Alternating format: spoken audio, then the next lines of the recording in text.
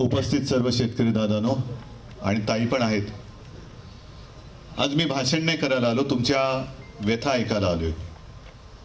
तुमच्या व्यथा मला माहीत नाही अशातला भाग नाही, पण जेव्हा आपत्ती आली त्या आपत्तीमध्ये तुम्ही कसे झुंजत होता ही दृश्य मी टीव्ही चॅनलच्या माध्यमातून बघितलेली आहेत. मग ओमदादा होता, सोपल साहेब, कैलास, प्रवीण स्वामी सगळेच, आणि तुम्ही सुद्धा जीवाची बाजी लावून त्या नैसर्गिक आपत्तीशी लढलात.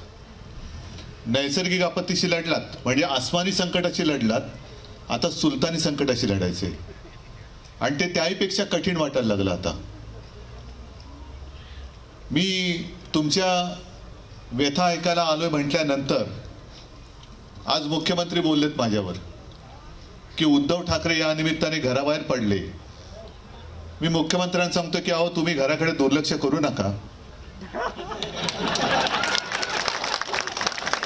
नाही म्हणजे महाराष्ट्राचा शेतकरी आज आक्रोश करतोय आणि तुम्ही बिहारमध्ये प्रचाराला जाताय, बरोबर ना? म्हणजे घर सोडून सगळं भटकताय, दुनियादारी चाललेली आहे. अरे घरचं बघा ना, घरचा माणूस ज्याने तुम्हाला निवडून दिलं, मतचोरी करून का होईना, पण ज्या राज्याची तुम्ही मुख्यमंत्री झालात त्या राज्यातला अन्नदाता आज टाहो फोडतोय आणि तुम्ही त्याची गाराणी मी तुमच्या कानावर म्हणजे जगासमोर आणल्यानंतर म्हणताय की उद्धव ठाकरे टोमणे मारतायत. कर्जमुक्ती झाली पाहिजे की नाही? आता हा काय टोमणा आहे? हेक्टरी 50,000 रुपये मिळाले पाहिजेत की नाही? हा काय टोमणा आहे? हा, उद्धव ठाकरे म्हणे नुसते टोमणा मारतात, विकासाचं बोलतच नाही. तुम्ही या आणि यांच्याशी बोला ना. विकास म्हणजे नेमकं काय ते या शेतकऱ्याला माझं सांगा नीट. खरडून गेलेली जमीन आहे ना, कोणाकोणाची गेली इकडे खरडून गेलेली जमीन आहे ना. चिंता करू नका, तुमच्या गावात मी उड्डाण पूल बांधेन. अरे टाळ्या वाजवा, विकासाचं बोलतोय मी. हा, गुरंढोरं जनावरं वाहून गेलेत कोणाची इकडे? हा, तुमच्याकडे मी टीव्ही टॉवर बांधेन. अरे टाळ्या वाजवा. काय म्हणजे ह्या मुख्यमंत्र्याला करायचं काय? याचं जिकडे जगायचं कसं? आता झालं ना, किती शेतकऱ्यांनी आत्महत्या केल्या. त्या शेतकऱ्यांसमोर जर का मी विकास घेऊन गेलो असतो, कसं काय काय काय तोंडाने तुम्ही माझ्या शेतकऱ्याला सांगताय की सगळं त्याचं जीवन उद्ध्वस्त झालंय आणि विकासाच्या गप्पा करताय. कोरोनाच्या काळामध्ये राज्याचं अर्थचक्र जर कोणी चालवलं असेल ते तुम्ही चालवलं, कारण बाकीचे सगळ्यांना वर्क फ्रॉम होम होतं. तुम्ही वर्क फ्रॉम होम केलं असतं तर काय झालं असतं? शेत पिकलं असतं, पीक लागलं असतं हाती. मग अशा शेतकऱ्याची थट्टा करताय आणि त्यांची गाराणी मी ऐकतोय. ती गाराणी आता ही तुरी बिरी सगळ्या घेऊन जाणार मी तिकडे, विधिमंडळामध्ये काय सोडणार नाही. पण ज्या शेतकऱ्यांच्या व्यथा मला माहिती आहेत, सरकारला माहिती आहेत, सगळं दिसतंय, डोळ्यादेखत दिसतंय, तरी अभ्यास समिती, परदेशी समिती, म्हणजे संकट आहे माझ्या स्वदेशीवरती आणि ह्यांची समिती येणार परदेशी. परदेशी नाव या म्हणून मी गंमत करतो, नाही तर लोक म्हणतील पुन्हा त्याच्यावरनं मुख्यमंत्री बोलतील. यांना तेही सुद्धा कळत नाही. कसला अभ्यास करताय? मी जी काय कर्जमुक्ती केली होती, काय अभ्यास केला होता? हा, आणि कर्जमुक्ती करणं म्हणजे काय उपकार नाही करत. आता दादा तुम्हाला जर का विचारलं तुम्हाला कर्जमुक्ती पाहिजे का तुमच्या मेहनतीला भाव पाहिजे, विषय सोपा आहे. मेहनतीला भाव द्या.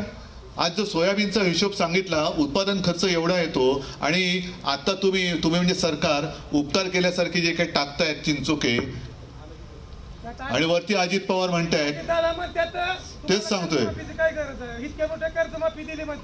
अजित पवार, तेच सांगतोय. अजित पवार सांगतायत की दरवेळेला तुम्हाला फुकट कशाला पाहिजे? नकोय आम्हाला फुकट, पण आमचं आयुष्य फुकट चाललंय, त्याची दाद आम्ही तुमच्याकडे मागतोय. मोठे बोलायला काय जाते? प्रत्येक वेळेला ते दिलीपराव ते नेहमी उपच असतात. त्यांना कोणतरी आशीर्वाद दिलाय, अखंड उपमुख्यमंत्री भव.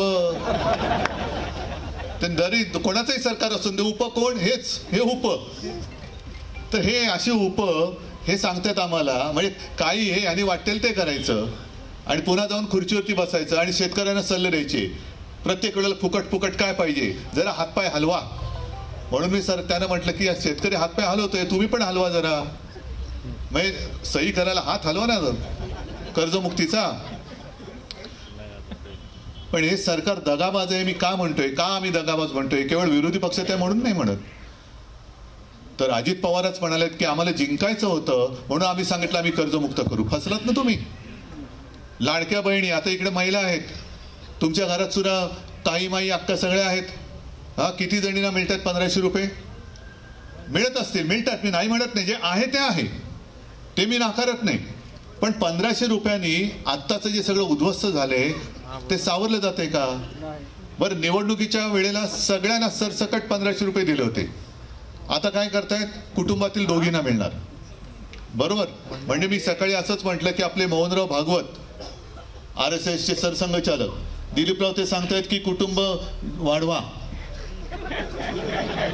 आणि ज्या कुटुंबामध्ये, नाही मी हसण्याची गोष्ट नाही, ही गंभीर गोष्ट आहे, ज्या कुटुंबामध्ये एकत्रित कुटुंब आहे, आई आहे, 2-3 मुली आहेत, सासू आहेत, समजा 2 सुना आहेत, अशा कुटुंबामध्ये तुम्ही दोघी जणींना देणार म्हणजे कुटुंबामध्ये भांडण नाही लागणार. आणि ते कोणाला द्यायचं ही जबाबदारी कुटुंब प्रमुखावर, म्हणजे भांडण लावणारा तू, मी नाही. हे असे दळभद्र यांच्या या योजना. म्हणजे आधी करायचं जाहीर, सगळी मतं घ्यायची, जिंकण्यासाठी वाटेल ते करायचं. मागे असंच सगळं झालं होतं. बरं, वीज बिल माफ करणार, कृषी पंपाचं वीज बिल माफ झालं असेल, झाले का रे? नाही झालं असेल तर हो सांगा, उगाच खोटं नाही बोलायचं. मग कुठे गेलं ते वीज बिल माफीची गोष्ट? बरं, काही ठिकाणी समजा कृषी पंपाचं वीज बिल माफ झालं असेल, वीज येत असेल, पण जमीन खरडून गेले, काय लावायचं पंप? कुठे लावणार पंप? हा, म्हणजे जमीन खरडून गेले पण वीज बिल माफ आहे की नाही? अरे करू काय? डोका आपटू पंपावर? पीक विम्याचे पैसे किती जणांना मिळाले? काहीच नाही मिळाले. म्हणजे ही सगळी थापे पाहिजे, म्हणून हे दगाबाज सरकार आहे. विम्याचे पैसे नाही आहेत, नुकसान भरपाईचे पैसे नाही आहेत, कर्जमुक्तीचे पैसे नाही आहेत. ज्यांची जमीन खरडून गेली त्यांना 3.5 लाख रुपये देणार. मी जाहीर केलं होतं, मोर्चा आपला काढला होता छत्रपती संभाजीनगरात. मी त्यांना सरकारला सांगितलं होतं की बाकी सोडून द्या, पण तुम्ही जे 3.5 लाख रुपये जाहीर केलेत खरडून गेलेल्या जमिनीचे, त्यातले किमान 1 लाख रुपये दिवाळीच्या आत माझ्या शेतकऱ्याच्या खात्याच्या बँकेच्या खात्यात टाका. नाही. मग आता कर्जमाफी, कर्जमुक्ती आम्ही देणार. कधी देणार? जूनमध्ये. हा, म्हणजे तोपर्यंत निवडणुका होऊन गेल्या, लावला तुमच्या कोपऱ्याला गुळ. म्हणजे आता येणार घोड्यावर बसून मतं द्या, मतं द्या, मतं द्या, मतं द्या, आम्ही कर्जमुक्ती तुमची जूनमध्ये करणार. का आत्ता का पंचांग काढलंय? हा, की तुम्ही संवत्सर बघताय, शके बघताय, आणखीन काय तिथी बघताय. आता का नाही करणार? कारण आता कर्जमुक्ती केली तर बँकांचा फायदा होईल. मग मला सांगा, तुम्ही सगळेजण इकडे बसल्यात, ओम दादा, तू कैलास जरा, सगळे मला सांगा, बँकांचा फायदा न होता कर्जमुक्ती करतात कशी हो? तुम्ही बँकेकडनं कर्ज घेतलंय ना, मग त्या बँकेच्या खात्यात बँकेचं कर्ज जे काय तुम्ही उचललंय ते परत दिलं तर तो बँकेचा फायदा आत्ता केला तर होणार, तर जूनमध्ये कसा नाही होणार? काय वाटेल ते सांगताय. म्हणजे एवढा काय शेतकरी तुम्हाला, शेतकरी माझा भोळा आहे, पण शेतकरी मूर्ख नाहीये. शेतकरी साधा आहे, प्रामाणिक आहे, म्हणून तर तुमच्याकडे मागतोय. आशेनी जर तुम्ही, आपण त्यांना जर मतं दिली असतील असं ते म्हणतायत, दिलेत की नाही मला माहिती नाही, कारण आता ते सुद्धा भांडं फुटलं, मतं चोरी. राहुल गांधीने काढलंय, आदित्यने पण तेच काढलं. आज राहुल गांधीने एक प्रेस कॉन्फरन्स घेतली, मी बघितलेली नाही, आता गेल्यानंतर बघणार. तुम्ही पाहिली का कोणी? हा, पाहिली ना? त्याच्यामध्ये एक गोष्ट त्यांनी दाखवली, एका महिलेचं नाव 22 वेळा नोंदलं गेलेलं आहे. हा, तुमच्या बार्शीतलीच होती वाटतं ती. का हो दिलीपराव? आमदाराच्या शिफारशीने नोंदली नाही ना? कोणत्या गावची महिला होती माहिती का तुम्हाला? ब्राझील. म्हणजे आता मला अशी शंका यायला लागले की दुबार नोंदणी आपण जी म्हणतोय ती भाजपने पण केली की काय? की बीजेपी म्हणजे काय? इकडे असेल तर भारतीय जनता पक्ष आणि तिकडे गेल्यावरती ब्राझिलियन जनता पक्ष. हा, बीजेपी. हे असे सगळे मतचोरी म्हणजे दरोडा टाकतायत, खोटी आश्वासनं करतायत. हे दगाबाज सरकार आहे आणि दगाबाजाशी दगानेच वागायला पाहिजे, दगाबाजाशी दगाबाजीच केली पाहिजे. आता हे सगळं घेऊन आले तुम्ही, आम्ही जाणार, हे विधिमंडळात मांडणार, पण लढणार म्हणजे काय लढणार? आम्ही तर लढतो आहोत, तुमच्यासाठी लढतो आहोत, तुम्ही साथ सोबत आहात म्हणून लढतो आहोत.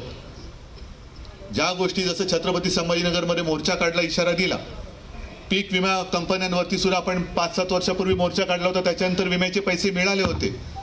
आज सुद्धा मी विमा कंपन्यांना इशारा देतोय की ही थेरं जी काय चाललेत, 6 रुपये, 2 रुपये, 3 रुपये, 5 रुपये, 21 रुपये लुटताय तुम्ही. शेतकऱ्याच्या नावाने तुम्ही महाराष्ट्र लुटता आहात, जनतेचा पैसा लुटता आहात. गपचूपपणाने गपगुमानपणाने माझ्या शेतकऱ्याचे विम्याचे जे योग्य पैसे आहेत ते त्यांना द्या, नाहीतर विम्याच्या कंपन्यांच्या ऑफिसमध्ये आमचे शेतकरी घुसल्याशिवाय राहणार नाही. आणि तुम्हाला सगळ्यांना मी सांगतोय, नुसतं रडून नाही चालणार. काय करणार, कसं करणार, हे कांदे सडलेत आणि तिकडे आकलेचे सडलेले कांदे बसलेत. सडलेत आकलेचे कांदे, ते हे नुसते नाही सडलेत, ते सडलेले आकलेचे कांदे आहेत. किती आरडाओरडा केला तरी त्यांना माहिती आहे की तुम्ही काही करू शकत नाही. यांना वटणीवर आणायचं असेल तर गावागावात आता बोर्ड लावा. आज सकाळी मी सुरुवात केल्यानंतर लगेच बातम्या सुरू झाल्या, उद्धव ठाकरे निवडणुकीसाठी फिरतोय. जा निवडणुकीसाठी, माझा शेतकरी आहे, काय ला म्हणायचं ते म्हण. या निमित्ताने घराच्या बाहेर पडलो, जा, बसतो तुझ्या डोक्यावर, आता मी बसतो तुझ्या डोक्यावर, काय वाटेल ते बोल, पण मी शेतकऱ्याची सोबत नाही सोडणार, शेतकऱ्याची सोबत सोडणार नाही. पण मी जे काही गोष्टी सांगतोय त्या तुम्ही करणार असाल तर आपण लढू शकतो. मी काय मत नाही मागायला आलो तुमच्याकडे, उलट मी तुम्हाला वेगळं सांगायला लावलंय. गावागावात फलक लावले पाहिजेत की कर्जमुक्ती नाही तर महायुतीला मत नाही. लावणार आहात? हेक्टरी 50,000 रुपये मिळत नाहीत तोपर्यंत आम्ही महायुतीला मत देणार नाही. आमच्या विहिरीतला गाळ निघत नाही तोपर्यंत आम्ही महायुतीला मत देणार नाही. खरडून गेलेली जमीन पूर्ववत होत नाही, आम्हाला हमीभाव मिळत नाही. आणखीन ज्या काही तुमच्या असतील मागण्या त्या बोर्डावर लावा आणि खाली लिहा. महायुतीच्या मंत्र्यांना आता नो एंट्री, नो एंट्री. तर ते सुधारतील, तर तुमच्यासमोर गुडघे टेकतील. नाहीतर त्यांना माहिती आहे, जसं त्यांनी जाहीर केलं होतं लाडक्या बहिणीला आम्ही 2100 रुपये देऊ. किती जणींना 2100 रुपये मिळत आहेत? नाही. बरं, आपले मुख्यमंत्री फिरतायत बिहारमध्ये, बरोबर आहे, पंतप्रधान बिहारमध्ये. अमित शहा 2 वेळेला मुंबईत येऊन गेले, पण शेतकऱ्याच्या विषयी एक अवाक्षर बोलले नाहीत. काय बोलून गेले? मुंबईचा महापौर भाजपचाच होणार. अरे बघू रे, लांब आहे मुंबई, हवी मुंबई अजून लांब आहे.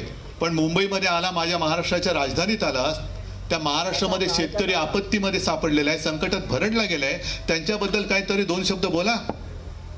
पंतप्रधान बोलले राज्याकडनं प्रस्ताव आलेला नाही. अजून राज्याकडनं प्रस्ताव का पाठवला नाही हे मुख्यमंत्र्यांना विचारा. केंद्राचं पथक आलं तुमच्या गावात? कारण 2-3 दिवस आज फिरतंय, पण 2-3 दिवसाचा दौरा. 3 दिवसामध्ये काय मराठवाडा फिरणार आहे? किती मराठवाडा फिरणार? बरं, आत्ता फिरणार काय, बघणार काय? आज मी निघताना सकाळी मुंबईत फोटो पाहिले, टॉर्च लावून रात्रीचे बघतायत नुकसान किती झाले. रात्रीचं काय बघताय तुम्ही? दिवसाचं बघा ना. हा, हो, ते दाखवा त्यांना रात्रीचं नेऊन. रात्रीचा ऊस कसा वाहून गेले ते दाखवा. अरे काय म्हणजे थट्टा, चहू बाजूने थट्टा करताय. आणि जरा काय तुमच्याबद्दल बोललं तर उद्धव ठाकरे टोमणे मारतोय. नाही, हे आता यांची थोतांड बस करायला पाहिजे. या सरकार मतं चोरी करून आलेलं आहे. नाहीतर मला खात्री आहे, जो महाराष्ट्र मला कुटुंबातला एक मानतो तो महाराष्ट्र दगाफटका करूच शकत नाही, करूच शकत नाही. बरं ठीक आहे, सरकार म्हणून बसलात म्हणून माझ्या काही पोटात दुखत नाही. पण महाराष्ट्र संकटात असताना पंतप्रधान बिहारमध्ये जात आहेत, महाराष्ट्राचे मुख्यमंत्री आज जसा मी फिरतोय तसं तुमच्या सोबत येऊन बसण्याबरोबरच्या ऐवजी बिहारात जाऊन सांगतायत की पंतप्रधानांचं सगळ्या राज्यांवरती प्रेम आहे, लेकिन अंदर की बात बताता हूं, प्रधानमंत्री जी का सबसे ज्यादा प्यार बिहार के ऊपर आहे ना, बोललेत ना. मग असे पंतप्रधान तुमच्यावरती काय उपकार करणार? उपकार नकोच आहेत. पण त्या पंतप्रधानांचे हे दूत मुख्यमंत्री जे घर सोडून दारोदारी फिरतायत, दुनियादारी करतायत, त्यांना म्हणा घरचं दुःख पहिलं बघा, घरचं दुःख काय आहे. माझ्या घरातला शेतकरी आज टाहो फोडतोय, त्याला वाऱ्यावरती सोडलंय. तुम्ही पॅकेज जाहीर केलंय, काल कॅबिनेट झाली, कॅबिनेटमध्ये ही लोक अधिकाऱ्यांवरती डाग पडतायत. अजून का नाही गेले पैसे? अरे तुम्ही नाही दिले तर देणार कसे? दिले नाही तर देऊ कसे पैसे? आणि त्याच्यासाठी हे तर आम्ही लढणार. ज्या वेळेला तुम्हाला साथ घालेन तेव्हा तुम्हाला सगळ्यांना रस्त्यावरती यावं लागेल. तयार आहात? आणि जे मी सांगतोय ती हिंमत पाहिजे, लढायची तर हिंमत पाहिजे. हिंमत नसेल तर मग काय लढायला अर्थ राहत नाही. हिंमत असेल तर गावागावात बोर्ड लागले पाहिजेत की जोपर्यंत आमच्या मागण्या मान्य होत नाही तोपर्यंत महायुतीला आम्ही मत देणार नाही. ठरलं? ठीक आहे. बाकी जे लढायचे विधिमंडळात त्यांना काय विचारायचंय, कसं भंडावून सोडायचे ती जबाबदारी आमची. पण तुमच्या खांद्याला खांदा लावून सगळे शिवसैनिक मैदानात उतरलेले आहेत. तुम्ही कुठे आता कच खाऊ नका आणि सगळ्यांना सांगा, गावागावात जाऊन सांगा, कोणी खचून जाऊ नका, आत्महत्येचा विचार कोणी मनात येऊ देऊ नका. हे सरकार ठीक आहे, हे सरकार येतं, सरकार जातं, हे सरकार पण जाईल, ही आपत्ती पण जाईल, पण जीव गेला तर मात्र परत येणार नाही. पण बॅलेट पेपरवरतीच मतदान व्हायला हवं. करू, सगळ्या गोष्टी करू, सगळ्या गोष्टी करूया आपण, एक एक एक एक करत. पण जोपर्यंत सरकारला आपण गुडघे टेकायला लावत नाही तोपर्यंत काही होणार नाही. आणि त्याच्यासाठी आज मी आलो होतो. तुम्ही बोलताय, सगळे उत्तम बोलताय. हेच धाडस सरकारसमोर बोलताना दाखवलं पाहिजे. ज्या गोष्टी तुम्ही मला आपुलकीने मला सांगताय हे सगळं त्यांना सांगायला पाहिजे. हे आम्ही तर दाखवणार, पण तुम्ही सुद्धा दाखवायला पाहिजे. ठीक आहे. सगळ्यांना धन्यवाद देतो. सगळ्यांना एक मिनिट, मी पहिलं भाषण करायचं म्हणजे बोलायचं थांबतो, मग तुम्ही बोला. सगळ्यांना धन्यवाद देतो. जय हिंद, जय महाराष्ट्र.